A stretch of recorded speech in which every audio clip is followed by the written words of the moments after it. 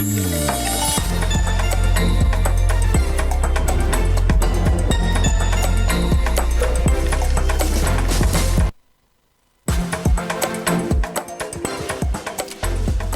right, now the road to August 9 is here, and politicians are on that particular road, just trying to see which positions they are going to get when we go for the vote on August 9th. Now, this is Politics and Power.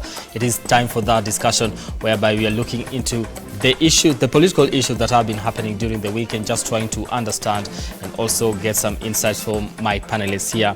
Now, sitting close to me here at the middle is Cecilia Mbati, who is an aspiring member of Parliament, Westlands constituency, and on my further left is Ben Mulwa, who is a governance consultant. Thank you so much, ladies and gentlemen, for making time for this discussion here on Politics and Power. I really do appreciate your time. Yes, I do. All right, now the major political event that has happened today, Martha Karua has joined the Azimio la Umoja. Yes. Okay, and sharing a little bit of their history with ODM leader Raila Odinga on how they fought together for the liberation of the country and all that. But the history aside, let's look at what she then brings on the table. I would like to start with you, Cecilia. What is her move to join Baba at this particular moment, or Raila Odinga, and just join Azimio? What exactly is she coming with, and why is she maybe a good particular fit to be wood to join Azimio la Umoja? She's coming in with a lot of experience. I would start with that. As you have heard Baba mentioned specifically, that she has been part of the journey, and she's coming in as a general of the struggle. First of all, she brings in a lot of experience. We saw Martha Karua and Baba when they were campaigning for Kibaki. Okay. Remember? All right. And so she's coming in with a lot of experience and numbers. Okay. As much as many would say she's not bringing a lot of numbers, she's bringing the Mount Kenya numbers, which really the Azimio really would love to have. Yes. And so apart from also the Azimio boosting the central Kenya numbers, she's also bringing the women numbers, you see. She's a face of women. We see Ngilu here, we see Martha Karua here. Women are 52%, you know. So she's also bringing that aspect of women into the, yes. All right, now Ben, before we look into quite a number of things that she's mentioned. She's bringing in the women aspect, but unless she gets probably a bigger seat than just being part of the Azimio la Umoja, because the Kenya Kwanza too also have women when it comes to just having part of the caucus, and also the Mount Kenya vote, but she did not win Kirinyaga. So is she actually coming in with the numbers as maybe Cecilia is attributing? Foremost, Brian, you have to understand who Martha Karua is, what Martha Karua has been, and what Martha Karua is doing. And personally, I have tremendous respect for the person of Martha Karua. I have had the privilege or the honor to engage her on a couple of times. And when you look through history, Martha Karua is not your regular kind of woman on the street. Martha Karua is not the kind of a person who just gets into anything just for the sakes of it. If anything, Martha Karua is the only person who holds the record on this planet of walking out on former President Daniel Toroitich Arap Moi. God bless his soul. Martha Karua was in 2007 considered to be the only man in the Kibaki side when Raila and the rest of the team were making noise at KICC of allegations of whatever manipulation they thought was happening to the general election. She stood alone. Martha Karua has maintained her dignity, her posture, her standing For the last 10 years, since she lost the presidential election in 2013 and the gubernatorial race in 2017, and that has never bothered her to be motivated to be involved in small shenanigans here and there. You will agree that even in the build-up to all these coalitions that you're seeing, she was very hesitant to join any until just a few weeks ago when she joined the One Kenya Alliance. And ultimately today she has joined the Azimio coalition, to which she says that that marks the end of her journey with the One Kenya Alliance, which is a very interesting aspect she brought out, because Martha, when she comes to Azimio, she's not just coming as one of your regular women from Kirinyaga or any other part of this country. She commands tremendous respect. In fact, at some point, I think towards the end of last year, there was a formation by Moses Kuria and Mwangi Kiunjuri and a few others, where they appointed her the spokesperson of the Mount Kenya Unity Forum. And there has been also conversations in terms of possibility of becoming a deputy president. A qualification she assumes, or she could easily assume, with beyond ordinary parameters. And in my assessment, all these things point out to a few specific things. One, Martha, by any chance, if she was as non-existent as many people would want to imagine, she would not be the person everybody has been struggling to court for the last as many months. Two, if Martha was as insignificant politically as people say, then she would not be the conversation she is today. So by any chance, she is a huge prize to the Azimio coalition. She brings in tremendous experience and capability and capacity and wherewithal as a politician and as an individual and as a lawyer. And she most importantly discards, or actually cements, a position she has held. Martha has completely refused to be associated with any formation that has been associated in whatsoever way or whatsoever form with corruption or corrupt dealings and that kind of things. I think today Martha flies with 5 stars in terms of really reinforcing the fact that she remains principled, she remains committed to the democracy of this country, and most importantly, she remains very passionate about progress rather than retrogression. That's my assessment. That's a very good assessment. Just coming to you in terms of, because we are saying she brings a lot when it comes to just joining Azimio, and she brings in experience, but some people call it political suicide for her. But she will be, out of government for the next 5 years again. Martha doesn't care. Martha doesn't care. Martha doesn't care. You can say all those things. What she knows is where she's going to sleep tonight, her conscience is at peace. And I think that is really a very important component we keep ignoring in our politics. I want to be in a political process whereby by the time I go to sleep, I don't feel I owe nobody nothing. My conscience is clear, my heart is clean. So she ran for president in 2012, and unfortunately many Kenyans never paid attention to her campaign. But look at what she stood for. and look back and now look forward, then you can make an assessment. All right. So Martha doesn't care whether she'll be in the cold. But She comes from Kirinyaga. It is one of the coldest parts of this country, by the way. But she has calculated her moves very well. Yes. So it's something that she's thought about in Yes. whether it's a political suicide and she's out of government for the next 5 years. Yes. It's a non-issue She's for her. not going into this blindly. She would have chosen to be on the other side. Kenya Kwanza. Yes, Kenya Kwanza. Why not?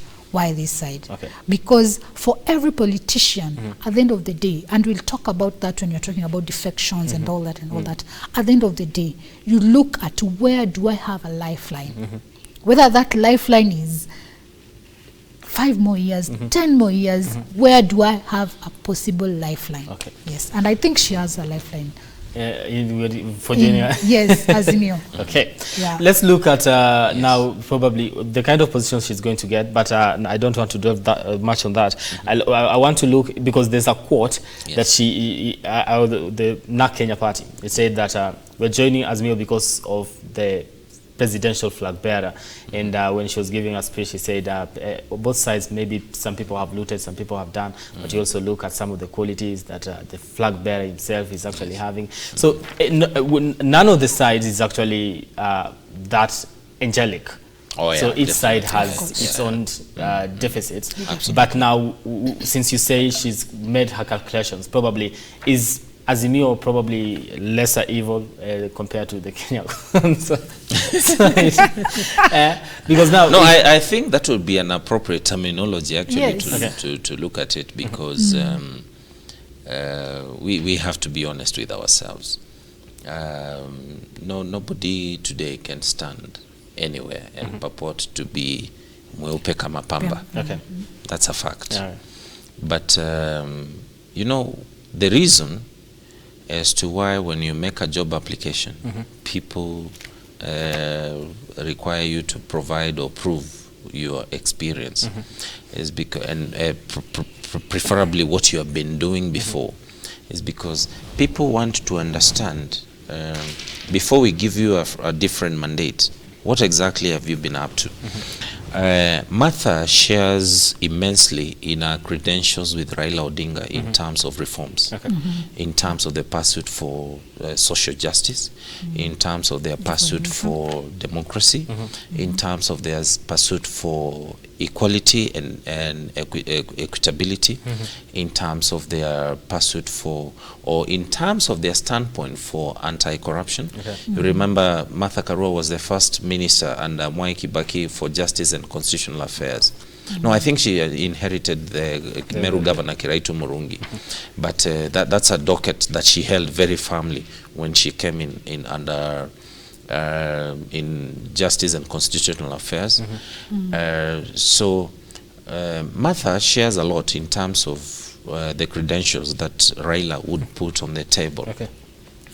It will be very daunting, actually, or it will be quite a task to present the credentials of the other side. Yes. By any standards, they can whether it is on components of reform, whether it is on Yeah. components of democracy, whether it is on the component of social justice, whether it is on the component of anti-corruption. So it will be very difficult to draw a one-paragraph CV on the other side. So I think Martha has taken her time as a senior counsel in the legal profession to understand where you see, ultimately we don't have angels living in this country. Yes. But at the end of the day, we must be cognizant to the reality that these processes must be driven by individuals, ultimately. There is never going to be angels dropping from heaven to move this country forward. So Martha brings in a lot into the Azimio framework, and I think that is really quite something. That was quite a score today. And look at it this way. Look at it this way.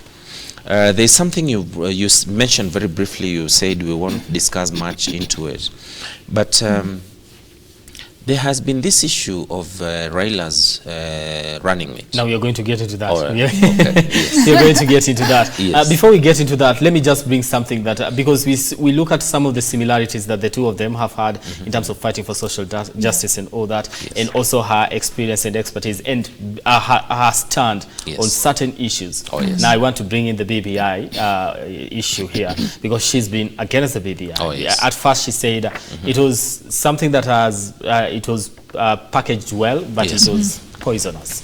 Because she was in court fighting, just standing against the BBI and saying we should not be voting for the BBI and all that. And now she's joining the side that has been supporting this bill. And people say, like, so what happened to your principles when it comes to the BBI? Because you are so much against it. And now you're joining the side that says the reggae has just gone on halftime. What happens then? Let me just bring you in for that. I think, first of all, as you've said, she was not against the BBI as BBI. But for what I see, she was against the BBI process. The process itself. Yes, and that is why you see it was put on hold, because they questioned the process. How did the process come about? I know that just takes us back to her principles and stands. You see, for social justice, for inclusivity, for the people to be part of the process. Yes. So for me, I don't see a big conflict there.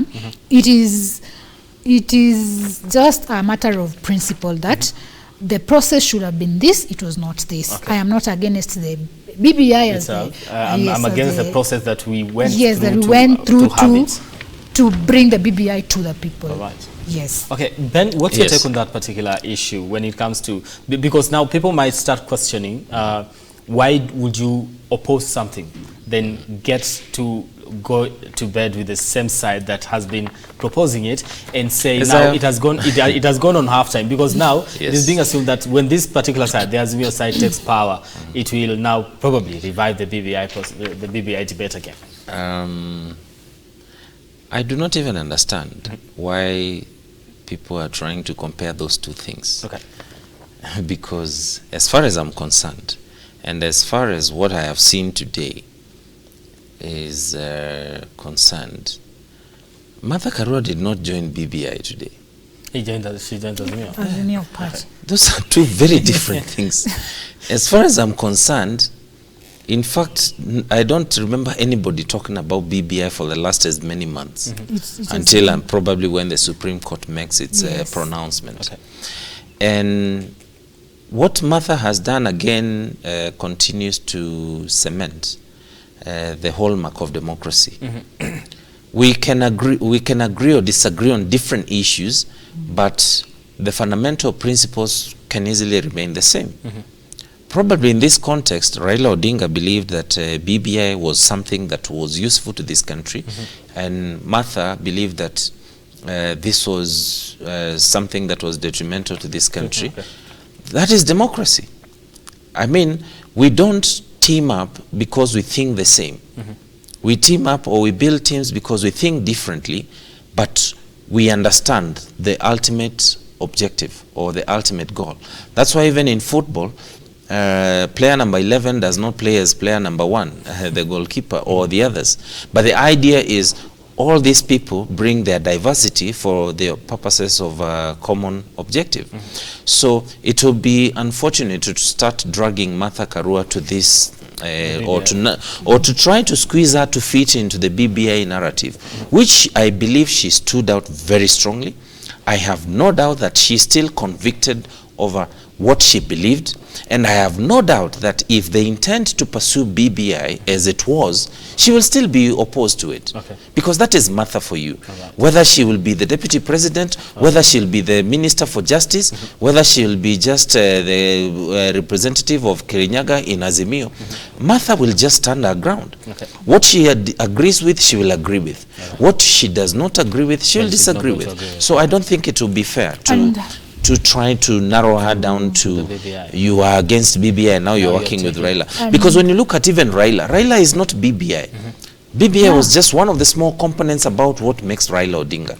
And there are many other things that are very good about him. There are things that are not very good about him. But ultimately, we have to do the total sum in terms of what does this really present? Okay. You see, it's the same thing. Like if I am courting a woman for purposes of marriage, say I have Cecilia here, I am never going to find an angel who is 100%. Maybe she knows how to cook chapati, but she does not know how to cook ugali. She knows how to sweep the house, but she does not. So all these are factors. Okay. Ultimately, what matters is, where do we want this country to be? And perhaps at this juncture, to be able to make you understand why Martha has to make such a decision at this point. What we are doing now is not BBI. What we are doing now is preparations for a general election that will be transitional. All right. And believe you me, the issues before Kenyans tonight are not what happens between now and August 9th. What we are building now is what will happen to this country between August 10th and 2027. Right. If we mess up this opportunity, then we will have messed up. And now, Martha has an opportunity, as you've said, when they form government, when Azimio forms government, it's a matter of when. When we form government, she is there. And when the Supreme Court gives its judgment over the BBI issue, she is there. She is in a position, she is on the table. She is in a position to say, this is what we want, this is what I was thinking, she will be able to now voice her opinions over what she was against when she was not on the table. All right. So it even gives her a better opportunity. It is an opportunity for her to actually help straighten the process itself. Just some of the things that she does not agree with, and sit on the table and be able to voice her voice when it comes to that, right? Yes. Okay. Now, I want to bring in the aspect of now, because we've spoken about what she's bringing on the table. Expertise, experience, and everything else. We mentioned the numbers and all that, and probably a shared history between her and Raila Odinga in terms of what they stand for and principles. But now, what does she get in return? When they sat down with Raila Odinga and decided to sign the deal, what is this that Martha Karua could be getting in return from all this just joining Azimio, because it's not for nothing? But I think she's getting something good, juicy enough for her to abandon. Sure. Yes, for her to abandon the other side and come on this side, she's getting something good from this side. Something good could be what? A deputy president position?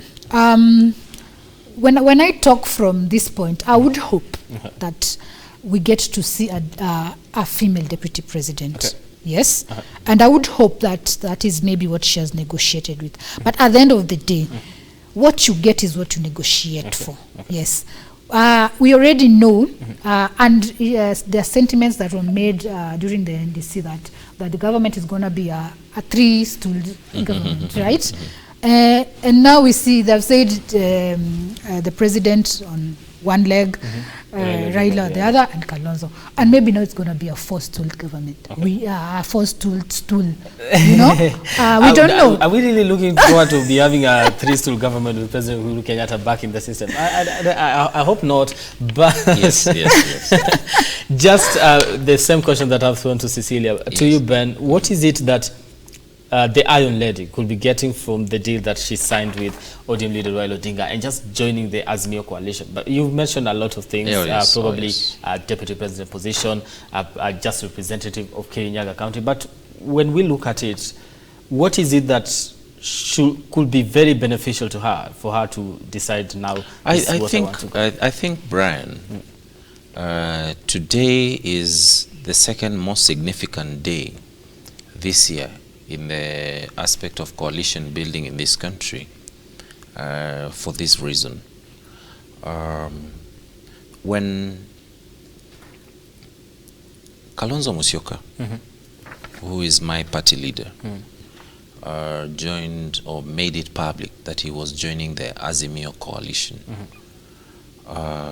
it was celebration beyond measure for several reasons. Initially, people expected that can only happen when there is a promise for something very specific for him to join. And he determined and demonstrated that he was willing to set aside his personal ambitions especially to run or vie for president, so that he could become a part of a larger team that could only be used to propel Kenya forward. Today again, Martha Karua has agreed to join Azimio without any specific promise of you are going to become the chief minister or prime minister or deputy president, all these things. And I want you to play this against what happened in 2002. Initially, there was a coalition between former President Mwai Kibaki, God bless him. We had Kijana Wamalwa, and we had Mama Charity Ngilu. Then the formation expanded to Raila Odinga. There was Kalonzo Musyoka. There was Simeon Nyachai, and many others. And when you look back, in 2002, when Raila agreed to join the National Rainbow Coalition, it was not because he had been promised now to become the vice president. When you look at when Mama Ngilu joined that coalition, despite having been presidential candidate the 5 years before in 1997, it was not because she had been promised to become the vice president. In fact, that time government was only about those two positions, and vice presidency you could easily be sacked anytime by the president. And Simeon Nyachai, who was actually running for president then, did not join because of that. So trying again to reduce people of the stature of Kalonzo Musyoka or Martha Karua to fit into the narrow narrative of they can only fit into a coalition arrangement just because there's something they are extracting from it, is to ignore or overlook the patriotic nature these individuals have continued to demonstrate for 30-40 years. And that's why, to me, Martha Karua, even then, eventually she ended up as a cabinet minister. I don't think she had been promised that she'll be a cabinet minister. Mwai Kibaki could have easily become president and decided to appoint anybody as a cabinet minister. So I'm hoping that Kenyans can now rise above this pettiness of Martha Karua must have been promised deputy president for her to agree to join Azimio, or Fulani must become chief minister for, and agree that ultimately there are individuals out here who are genuinely interested in the common good of this country and who are willing at any one given time to sacrifice their personal ambitions for the common or for the greater good of the of our country. And so I cannot run away from pointing out, because you remember even when President Uhuru Kenyatta was speaking at KICC, he specifically outlined that there were people who were extremely competent in that room to become president, but they had agreed to set aside their ambitions for the common good of the country. So I believe that is also the what has driven Martha Karua. In fact, I don't think Martha would have a problem starting September this year, even if she does not get appointed into anything, but she sees a government that is founded on good governance, a government that is willing to address the challenges that ordinary Kenyans are facing, and a government that is genuinely willing to address the challenges of corruption. All right. Yes. Now, I bring the question of what are we getting in return, because it is, I like to believe that as we get into coalitions, so we have leaders that will get into coalitions without having to expect anything in return. But with the nature of the politics that we play in this country and the reason as to why formations are being formed, and just if I quote Kalonzo Musyoka, he said he's a party leader, but some time back he said, you'll be a fool, very stupid to support Raila Odinga without a measure or something of sort, whereby he be assured of something in return, something like that. So then when that happens, because where we sit as the media, then we start questioning, if you said that before and right now, that must have come. So what is it that maybe you guys agreed on, that when we come together, this is exactly what you're going to get? Yes. Because you said you will be stupid if you do not have that particular issue, a measure of reciprocity. Exactly. Yes, yes. So you want to, we sit here and probably assume that there's nothing that I think it is universally agreeable that it is only fools that never change their minds. Because look, here we have, say, Raila Odinga. He has his significant political constituency. Kalonzo has his significant political constituency. Mudavadi, for instance, also has a significant political constituency. William Ruto the same, Uhuru Kenyatta the same, and all the other leading political leaders we have in this country. I want to believe, at the end of the day, it really does not cost as much as people think for people to agree to make sacrifices, because not everybody, I mean, we can only end up with one president in this country. All right. Yeah, we may be 15 million of us who harbor those ambitions.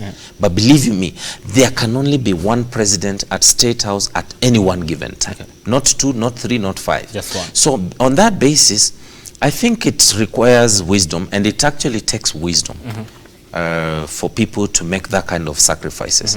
Even today, Martha Karua could have insisted. She has a political party that has been around for the last 20 years, and she could have insisted on running to the end. All right. And she has a constituency, she has women and men and many sectors that believe in her, and she could have ended up. But ultimately, I think the information is, or this must be informed by the desire for greater good. Okay. Because when that is the that is the primary driver, then all these other factors really change. All right. Yes. I think, let me just weigh in on that particular issue. Apart from maybe personal, what someone is getting personally, remember every other leader in this coalition has a party. Absolutely. Yes. So there could be something else that is not individual, but it's a party. All right. It's a party benefit. Okay. You get?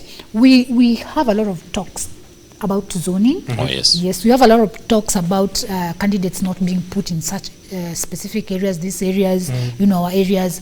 Kalonzo here says maybe in Eastern we will not put, let's say, ODM or Jubilee candidates. Yes, you yes. get. Okay. So those are some also of the things that come with coming into the coalitions that are not maybe directly going to the party leader, but it's going to the party. Remember, the strength is in the party. All right. If when Kalonzo is talking about, I want as many MPs to be in parliament as possible, he knows what he's talking about. Because if you have the majority of MPs in parliament, you can sway.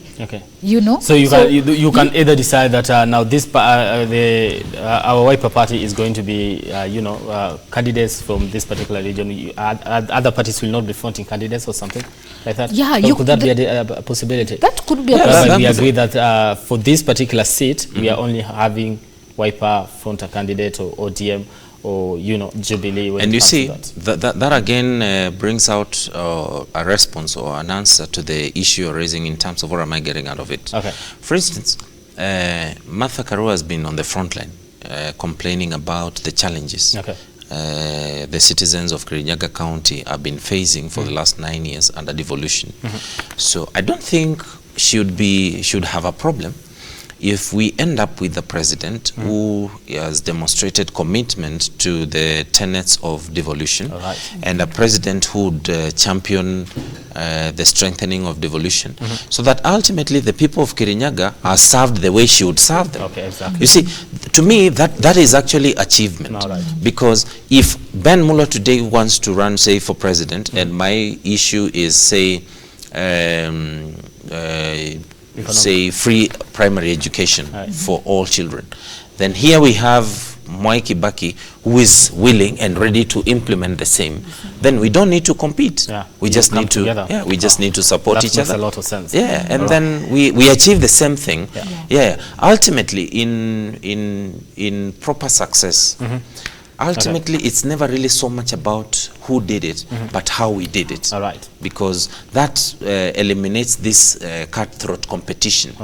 I don't have to be this specific person so that I can say it was achieved. If there is another person, and probably they have proven to have better experience and better capacity, then we team up. And, and I think that is actually what has been achieved Then today. I'm out of time, but I'd like just my director to allow me a few seconds to touch on something that we had said when it comes to defection, because of time, I think it just be a few seconds here.